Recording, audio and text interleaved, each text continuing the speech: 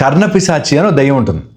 పిశాచి అది మనకి చాలా విషయాలు చెవులో చెప్తుంటుంది. కర్ణం చెవులోకి వచ్చి చెప్తూ ఉంటుంది అన్నమాట.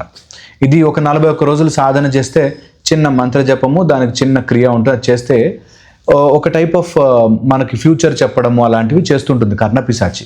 నిజంగా మన లైఫ్లో కర్ణ పిశాచి ఆల్రెడీ ఉందేమో అనిపిస్తుంది.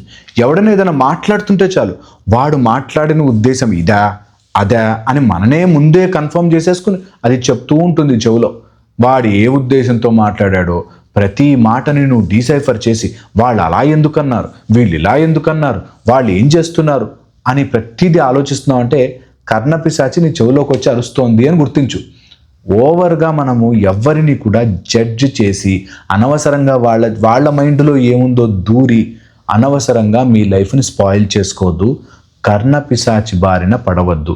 ఎలాంటి ఆలోచనలు వచ్చిన మైండ్లో ఇది నిజమా, వాళ్ళు వచ్చి చెప్పినప్పుడు చూద్దాంలే, అంతవరకు నేను ఊహించను అని ఫిక్స్ కండి. మీ లైఫ్ చాలా బాగుంటుంది.